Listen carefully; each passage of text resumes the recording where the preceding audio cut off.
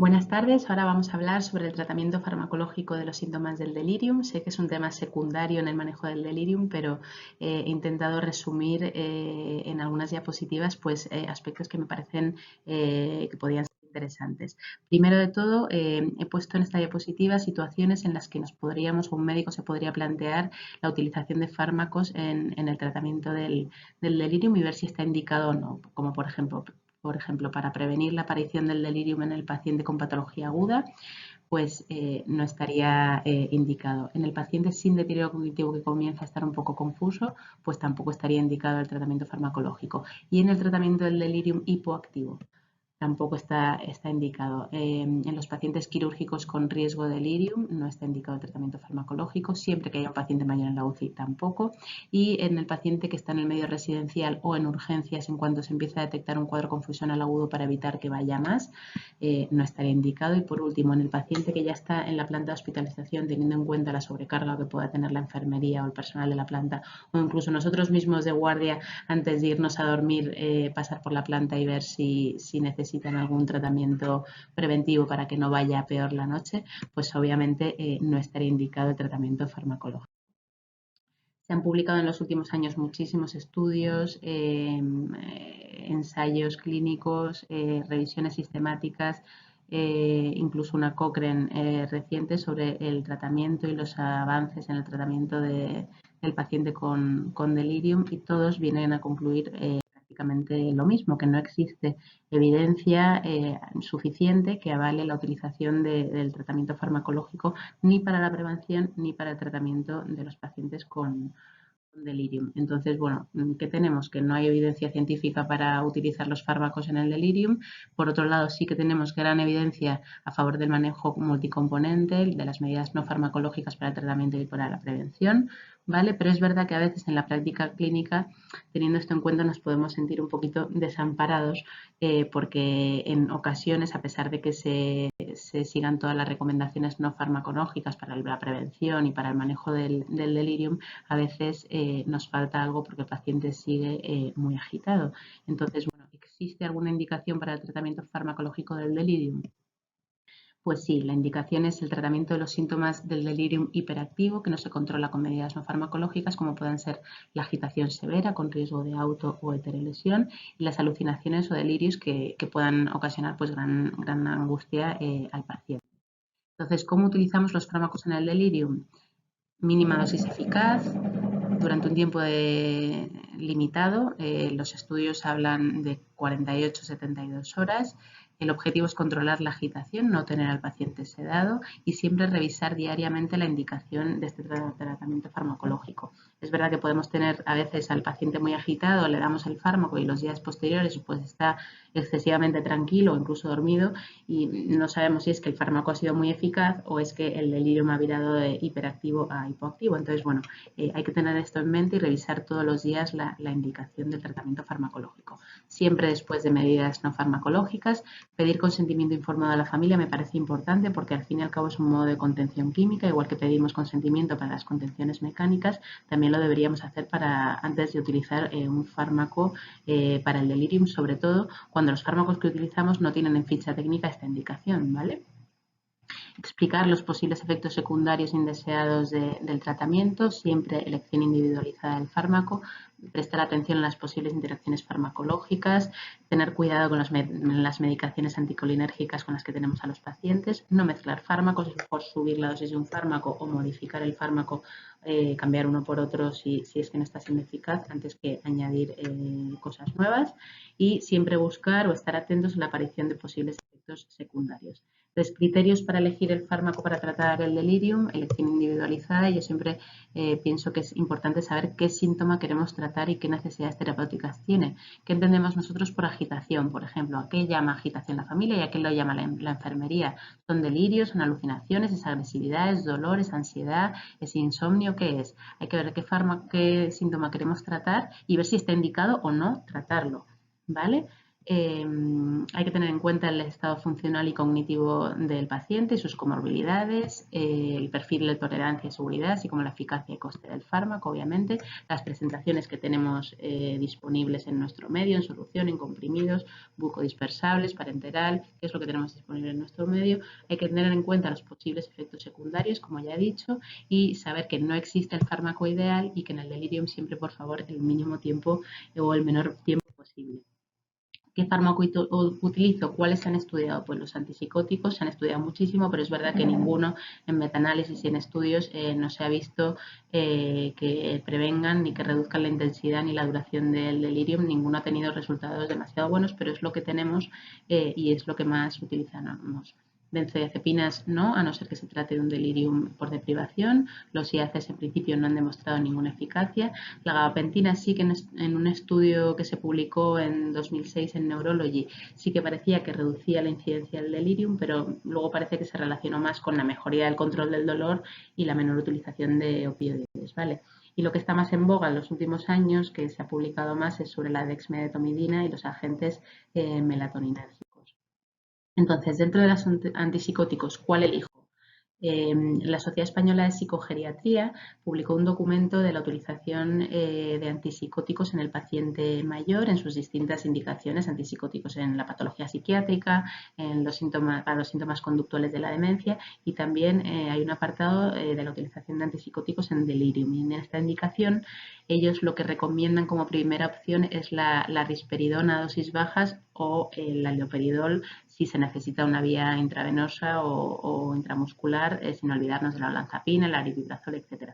Como segunda opción, pues otros fármacos de segunda generación, la quetiapina, sobre todo si es un paciente con demencia por cuerpos de Levy o con Parkinson, la olanzapina, el aripiprazol y bueno, las benzodiazepinas, como ya he dicho, para el delito por deprivación.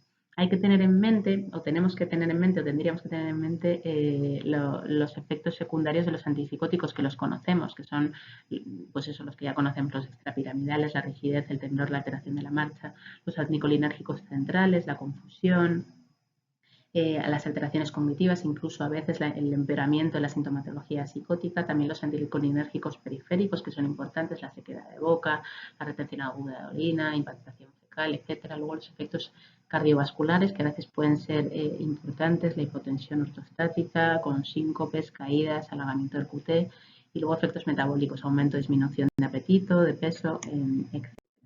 Entonces, en esta tabla he intentado poner los fármacos así de manera visual, ¿no? Los fármacos antipsicóticos que más utilizamos con sus dosis, si hay que ajustarlo o no a insuficiencia renal, y luego el riesgo que tienen de producir ciertos efectos secundarios, siendo el verde un riesgo bajo y el rojo un riesgo grave. Entonces, por ejemplo, vemos que la risperidona pues, no tiene mucho riesgo de efecto anticolinérgico, tiene ese efecto que ya conocemos, en riesgo de producir efectos extrapiramidales, pero es verdad que lo he puesto en naranja y en amarillo porque si lo ponemos a dosis bajitas y durante un tiempo limitado de 24, 48, 72 horas, ese efecto extrapiramidal no tendría por qué aparecer, ¿vale? La quetiapina, por ejemplo, pues hay que tener cuidado con la hipotensión, con la sedación excesiva y, por ejemplo, el aripiprazol es un fármaco interesante que podríamos utilizar si no nos queda más remedio que utilizar un fármaco para la agitación en el delirium, porque tiene muy buen perfil, no tiene apenas riesgo de efecto anticolinérgico ni de efectos extrapiramidales, tiene un perfil de sedación muy bajito, no tiene esa hipotensión, es el que menos alarga el QT de todos, no lo he puesto, pero es el que menos alarga el QT de todos los antipsicóticos y bueno, lo podríamos utilizar. Se recomienda dosis más bajas de 2,5 a 20 miligramos, pero al tener un buen perfil de seguridad lo podríamos utilizar hasta dosis de 30 miligramos al día, que es la dosis máxima. Aparte lo tenemos en distintas presentaciones, en comprimidos, en bucodispersables, en solución, para inyección intramuscular. Entonces, bueno, es un fármaco interesante tener en cuenta. La dexmedetomidina es un fármaco que se está publicando muchísimo ya desde hace unos años. Es un agonista alfa-2 adrenérgico muy selectivo. Tiene efecto ansiolítico, tiene efecto sedante y analgésico. Y los efectos secundarios que se han descrito son cardiovasculares, dosis dependientes. A dosis altas provocan hipertensión y taquicardia, a dosis bajas pueden provocar bradicardia e hipotensión. Se ha publicado muchísimo. Por ejemplo, Es un estudio que se publicó en el Lancet del 2016, se realizó en China en pacientes mayores de 65 años después de una cirugía no cardíaca, y lo que hacían es que en el grupo de intervención les administraban una dosis muy bajita de dexmedetomidina, y luego en el primer día posquirúrgico, y luego los días posteriores, mediante el CAM, valoraban o no la presencia de delirium. Y lo que demostraron es que la utilización de dexmedetomidina reducía la incidencia de delirium, y luego los efectos secundarios eran similares en los dos grupos. Se han publicado más ensayos clínicos con resultados similares, con resultados buenos en la reducción de la incidencia y de la duración del delirium. Incluso en la Cochrane, en la que es un metaanálisis que ven muchos fármacos distintos, lo que dicen es que la dexmedetomidina es de lo único que parece que tiene un efecto bueno para reducir la incidencia del delirium. Este es un estudio que se publicó el año pasado por un equipo español de Canarias, también es un metaanálisis, y ellos también concluyen que la dexmedetomidina, aparte de reducir la incidencia del delirium, reducía la duración del delirium y también la reducción de utilización de otros fármacos antipsicóticos. Es un fármaco interesante del que se está hablando mucho. Yo lo veo que quizá en la práctica clínica para una planta de hospitalización sería un poco difícil de utilizar porque se tiene que poner de manera intravenosa, y luego encima si hay que monitorizarlo para ver la frecuencia cardíaca y la tensión, pues quizás sería más difícil, pero bueno, es un fármaco que ahí está a tener en cuenta, ¿no? Por último, la melatonina y el remeteón. La melatonina es la hormona de la glándula pineal que tiene efecto hipnótico, que modula el sueño, el ritmo circadiano. Su interés empezó sobre todo en el año 2010, después de un ensayo clínico en el que se observó una relación buena entre la utilización de melatonina de forma profiláctica en pacientes posquirúrgicos y una menor incidencia de delirium. Sin embargo, luego en otros ensayos, en fractura de cadera, por ejemplo, pues no demostró esa asociación. Desde entonces se han hecho estudios muy dispares, las dosis no están claras, pero bueno, es un fármaco que ahí está. Los efectos adversos de los que nos hablan son pesadillas, alucinaciones y efectos gastrointestinales. Y bueno, el ramelteón es un agonista muy específico de los receptores de melatonina M1 y M2, que no está comercializado en España, pero que en otros países sí que se utiliza a dosis de 8 miligramos diarios. Bueno, pues estos son algunos ensayos que se han publicado en los que se vio pues que sí que se reducía hasta un 50% la incidencia de delirium posoperatorio y hasta un 35% del delirium en la UCI, ¿vale? No hay un consenso en la dosis, pero también son fármacos que están ahí. Entonces, bueno, conclusiones del tratamiento farmacológico del delirium. Acordarnos que solamente hay que reservárnoslo para tratar los síntomas del delirium hiperactivo, como la agitación severa o la sintomatología psicótica que genera gran angustia al paciente, cuando las medidas no farmacológicas hayan fracasado. No se debe utilizar en el delirium hipoactivo, siempre a dosis bajitas y durante el menor tiempo posible. El consentimiento informado verbal a las familias sería interesante. Hay que revisar diariamente la indicación, vigilar la aparición de efectos adversos.